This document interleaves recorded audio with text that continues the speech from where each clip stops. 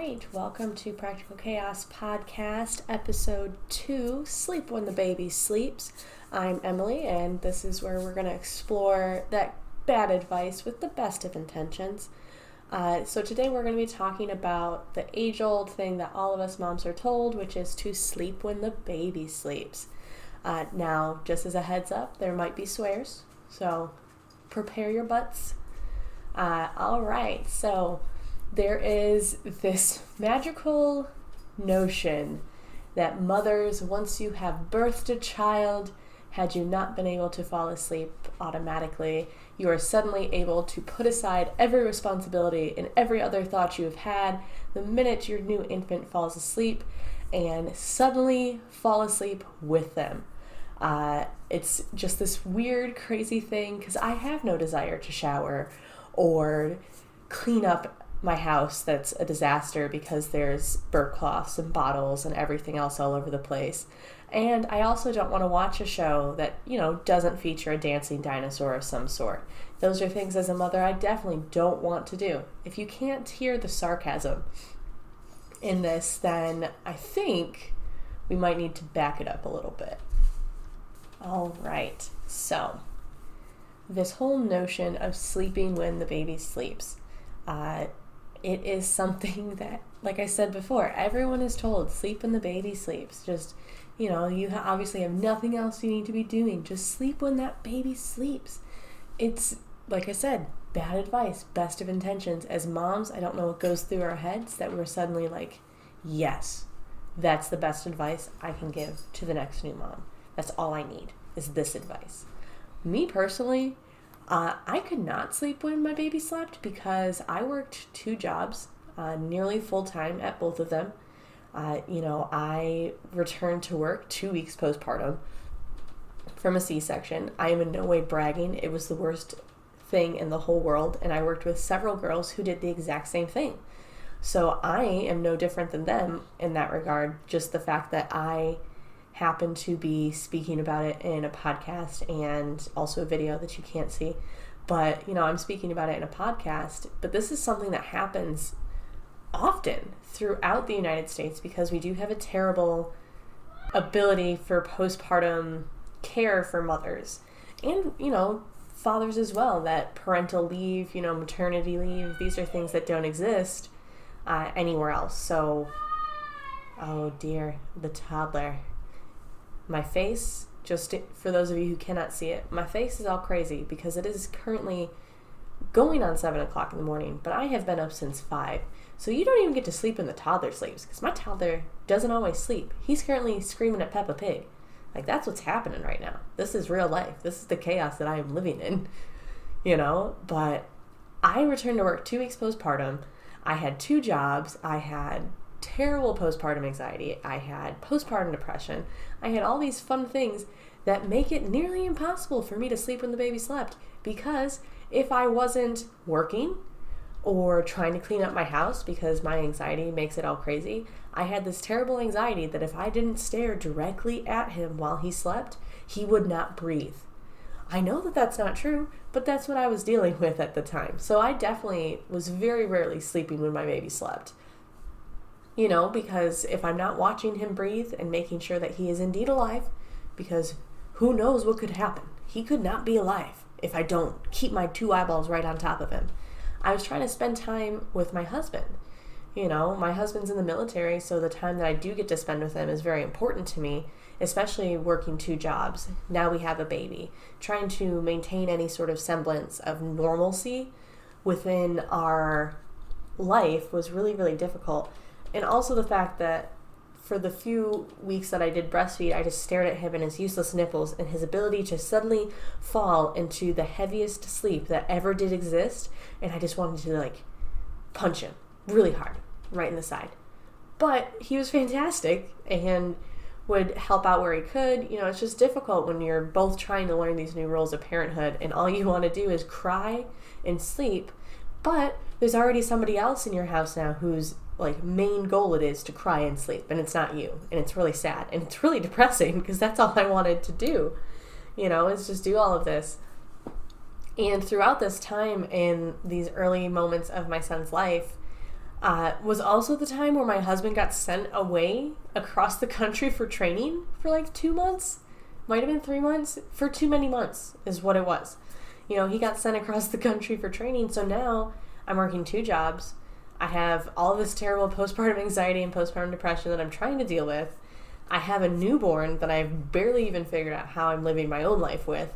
And I am now doing it all by myself. Like, single moms who do this from day one, like, kudos to you. I don't know why we're not giving you like prizes and free childcare and all sorts of other things, because ridiculous, and I would not wish it upon anybody. Because during this time when my husband was at training was also the moment my son decided to go on sleep strikes, where he would just scream for hours at a time. The worst one was my son actually screamed for 12 hours straight.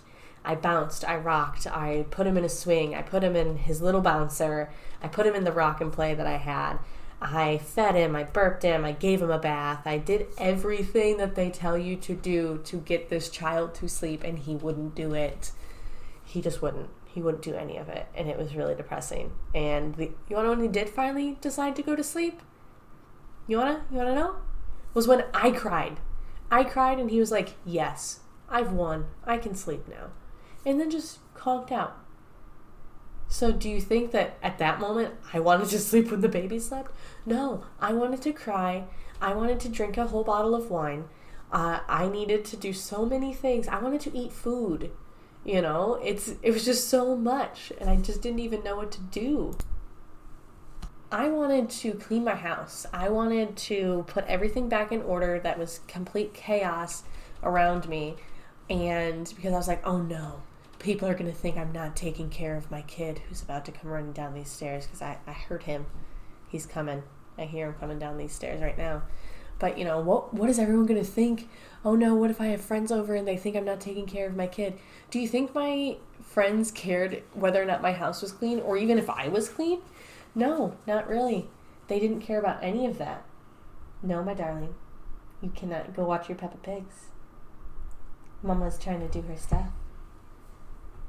My sweet, sweet piece. Yeah, I hear you. Mama has to do her stuff, though. Okie dokie. Mama's gonna do all of her stuff. This one might take a while. But do you think if my friends came over that they really cared whether or not my house was clean, or if I was clean, or if I had a beautifully prepared meal for them to come eat with me? No, they didn't care about any of that. They came to see they came to see the baby. So as long as he was there and he was good to go. Oh, I hear a truck. Keep your truck upstairs, please, my child. All right. So do you think my friends really cared? No, because as long as the kid was there and he was still alive, which, with my anxiety, remember, I was eyeballing him. He was alive every time. No, they didn't care. They were there to support me, help me with the baby, come and see him and just hang out. But for me personally, and this goes even now, this wasn't just with my postpartum anxiety, with my anxiety in general, and with a lot of people that I've actually spoken with, having a sink full of dishes is just the worst possible thing. Like, I hate it. Does it happen often? Yes, because I am a working mom, and I'm just a mom in general, and we don't always want to do the dishes, because that's just how we live. We don't have to do the dishes all the time, okay, guys? That's a whole other rant on a whole other subject, but, with my anxiety, the only control sometimes that I feel that I have in my life is my ability to keep my house clean. And so when my house is not clean, or I have a sink full of dishes, that just is one more thing that I'm worried about, that I am trying not to bawl my eyes out about, because I feel like a failure when I have all of that. So to me, I need to clean, those dishes. I need to mop the stupid floor that's going to get dirty in 2 seconds because I have 2 dogs and a toddler who likes to dump applesauce on the floor right now. Or I have a newborn who spits up, or I drop a bottle, which is the most heartbreaking thing in the world, but sometimes I need to clean my dishes. I need to watch some trashy romance show or just some trashy reality TV show and eat my damn burrito that's covered in queso with some french fries from Chewy's. which I need right meow. So someone needs to bring me some Chewies, please. Right meow. I need it. I haven't had it in too long and I want it. But, this whole notion of falling asleep when the baby sleeps, and God forbid you have more than one child. Oh my gosh, I cannot even imagine. To my friends with more than one kid, you know who you are. You know exactly who I am speaking to. Like, you are going to I'm going to have to make up an award for you or something, because now, not only, depending on how far apart your kids are, now you don't only have a newborn who wants your attention. You have, in my friend's case, you have toddlers who need attention. You have school-age kids that have 800 activities that you have to do. And you also have the newborn who's not sleeping. And it's just, you win an award. You're a winner. I'm going to start some sort of Academy Awards for you. We'll get that going here in the next few months. I'll see what I can do for you. Send you some awards. Because, you winners. This whole notion, though, of sleeping when the baby sleeps, it really comes from the idea that we know that these moms, as a mom, we know that we deserve to rest. We deserve to be able to sit down and take a nap. But the thing is, that's the only time I have for me. When my baby is sleeping is the only time that I have where I can focus on me and the things that I need to, move forward with my day. I could make the best plan. Okay, we're going to get up. I'm going to make breakfast. I'm going to do XYZ. For me, my plan goes something like this. I get up. I eat breakfast. I would clean, 2 or 3 things in the house. I'm going to start a load of laundry. And then the baby will nap. And you know what? I'm going to lay down with him this time. I'm going to lay down. But then you wake up and you get 3 phone calls that you have to deal with. The laundry doesn't actually get put in. The dog knocks over something. All of those plans that we make, and any mom will tell you this. Every plan you make just goes, meow, crash and burn. It's gone. The days that the plans do work, we're like on top of the world. I'm just super mom. I made breakfast this morning. I did 3 loads of laundry, and it's folded and put away. I cleaned the kitchen and I made dinner. Look at me. My plan worked. And then guess what? We're on top of the world, because that's just the best thing in the whole world. But what we really need to start asking ourselves when our kids are sleeping is a really important question. We shouldn't be asking, can I fall asleep? If I fall asleep now, how many minutes will I get to sleep before the baby supposedly wakes up? Because your baby could take a 3-hour nap every single day. The one day you decide you're going to lay down and nap with them is the day they're only going to nap for 45 minutes. And it takes you 15 to try and fall asleep. It's just not a winner. So the real thing that we as moms need to ask ourselves is, in this time when my kid is sleeping, what is going to make me feel the best when my kid wakes up? If that is scrolling through social media for those 3 hours that your kid's asleep, fantastic. Do it. Make a plan for yourself that this is what I'm going to do. If it is trying to lay down when your kid lays down, just know ahead of time that that's what you're going to try and do.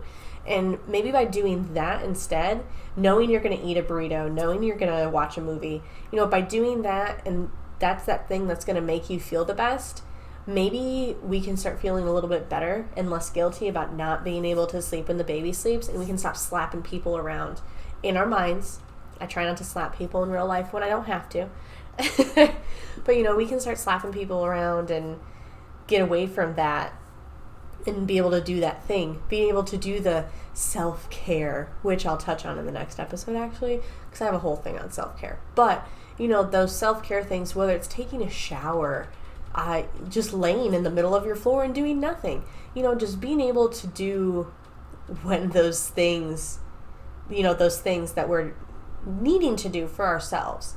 So sleeping when the baby sleeps, shut it up. It's not going to happen.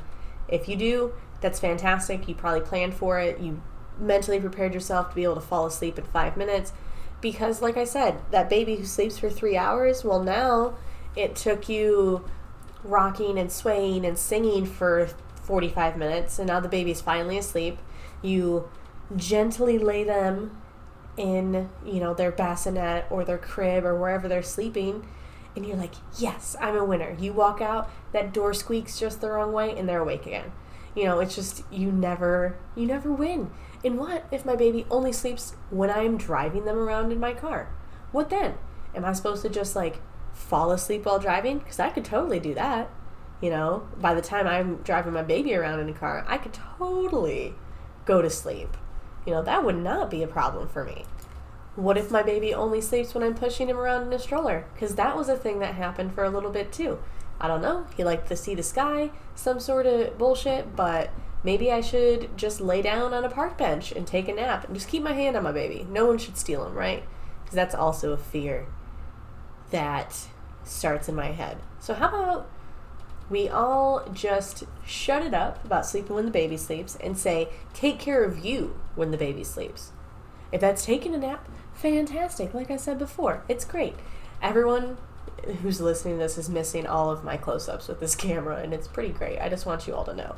So you should probably go check out my Patreon for those videos, because it's A1, A class.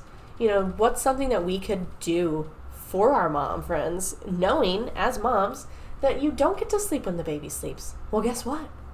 We could, if we have the ability, like I said, my friends are in different states. I do not always have the ability to do this, but when I did it. Show up to your friend's house. Tell them, hey, I will rock and sing and sway this baby for the next 45 minutes. You go lay down for a minute. Take a nap. You don't need to entertain me. We're very good friends. I don't need you to entertain me. I will entertain myself in your house. I know how to work your television. I know where all your snacks are. We're good. Go take a nap. Shoo shoo. Go on now. Because as moms, it's like we suddenly forget that none of this worked, and we offer up all this stupid advice to these new moms. Or maybe it's just that we feel we shouldn't share the struggle with them because you don't want to scare them. Oh, I don't want to scare this new mom into thinking she's never going to sleep. No. She's probably already pretty aware that she's not going to sleep very often. And by telling her sleep when the baby sleeps, now we have just made her feel like she's a failure if she can't sleep when her baby takes a nap. And guess what? You're not a failure. I'm going to say that through a lot of my episodes. When you don't do things exactly the way people tell you that you should, or this advice is given, guess what? Nobody does it the way the advice is given. So you are not a failure. You're winning because your baby's alive, you're alive, and you may or may not have eaten 6 donuts today. It's okay. I see you, I feel you, I am you. But like I said, best intentions, but it's not something any new mom wants to hear. So let's roll it along and stop doing that. And if you can sleep when your baby sleeps, get everything done and feel like a person, you are officially a superhero as well as a witch. Once more, spells, send them my way. If you're a superhero, let me know where you got your powers. And you really need to start fighting crime, because you are probably a magician, superhero, and we need you to start fighting crimes. If you can't, you're a regular human being. You're just a little bean, and it's okay. And if you can and you're not a superhero, guess what? You are just fantastic, and I love you very much, even though I don't know you, because I don't know anyone who can sleep when their baby sleeps right off the bat. We're trying to figure out all these new responsibilities when it comes to being a mom and being a parent, because this goes for dads too, especially if you do happen to be in a single father position with your newborn, which I'll be honest, I don't know very many people who are in that position, but I can only imagine just how much more difficult that is. So if you are a single father in that position and you're listening, shoot me a message. Tell me a little bit about your story. Go over to my Facebook, shoot me a message, send me an email, because you're a fantastic human being. You're being a great being. You are such a fantastic being. And I would love to hear from you and be able to connect with you on this, because there's so many new responsibilities as new parents that we are all facing. We're trying to figure out how to juggle keeping this little being alive, because they don't know how to keep themselves alive at this moment. My son is 2 and couldn't keep himself alive if he needed to. He needs me to open fruit snacks for him. He ran down here 5 minutes ago crying for a fruit snack. So, we're trying to figure out all of these new responsibilities, and it's difficult. And I feel so terrible for these moms who feel like they're not doing enough because they're not sleeping when the baby sleeps. They're not having a perfectly clean house every day, all day. Are there women and fathers out there who are doing this? Yes, 100% there are. Are there more that aren't? I can almost guarantee it. I didn't take a poll. I'll do a poll if you really want me to. But I didn't take a poll, but I'm almost 100% sure that most of us are really just struggling to find a clean pair of pants, if we even put on pants that day, and just keep our kid alive until hopefully they fall asleep for more than 2 hours at night and you can, get some rest. This is all things that we're just trying to do and we're just trying to get through. So I think we should start a new thing, which is sleep when the toddler sleeps, which, if you remember, my toddler didn't really sleep all that much, but I did, because I have a fantastic husband who let me fall asleep at like 9 o'clock last night, because I work nights and this is my time off. But sleep when the toddler sleeps. Even better, do you know when you really get sleep as a parent? Sleep when the teenager sleeps, because that's all they do. If you remember back to being a teenager, you slept late all the time. You slept in every chance that you got. It was fantastic. By doing all of this and working together, we're all going to survive it. We'll all get through it. It'll be okay. My bean friends, we'll be fine. We'll all survive eventually. That's all I have for this. So this episode is going to be a little bit shorter than the previous one. The It Takes a Village one had a lot of information about postpartum depression. If you missed that episode, I definitely highly recommend listening to it, especially if you are a mom who feels like you're suffering from postpartum depression. This is something that I am a very big and firm believer about, is kind of not necessarily normalizing it, because I would love if nobody in their world ever suffered from it again, but just letting you know that you're not alone. And there's a lot of women out here who are suffering from the same thing, and there are a lot of support groups out there, as well as a lot of resources. I did post a link for the postpartum depression resources. I will post it along with this again. Postpartum depression affects a lot of women. I think when I broke it down last time, it was at least 1.2 million diagnoses since my son was born have happened, if not more than that. Postpartum depression is very serious, and when you also factor in this lack of sleep that we're talking about in this episode, it's something that can turn really dangerous really quickly. So if you feel like you might be suffering from postpartum depression, please reach out to a healthcare provider, or even if you feel like the only person you can reach out to is a friend, then please do that and reach out to someone so that you're not by yourself. Reach out to me if you're listening to this and you're like, I think I might have postpartum depression, or I think I need help. Reach out to me. I will try and put you in contact with the best resources that I can. I am in no means a doctor or a therapist or anything else, but, I'm here and I'm happy to build a community with you and to talk with you about that. So thank you so much for listening to me ramble and rant and laugh and talk to my kid who needed me to open 800 fruit snacks this go around. Go ahead and head to, like I said, those show notes for that postpartum depression resource, as well as if you head over to my website, you'll be able to find all of my social media. It's going to be www.practicalchaospodcast.com.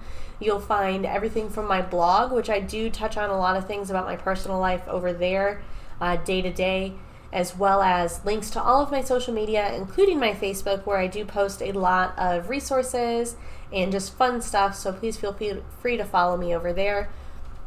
The next episode, as I kind of mentioned earlier, is going to be all about that self-care. It'll be called Self-Care It's a Trap. If you happen to be listening to this in this first premiere weekend, you will actually be able to binge listen to that one, so congratulations, you. Like I said, go ahead, head over to my website, www.practicalchaospodcast.com. Shoot me an email, shoot me a message. Come talk to me, my friends. I would love to hear from you. Please share and subscribe. So share this with your friends, family, Romans, countrymen, all the good people that you think might enjoy it. And subscribe so you know when I have new episodes coming out. Once again, thank you so much, and I'll catch you on the flip side. Toodles!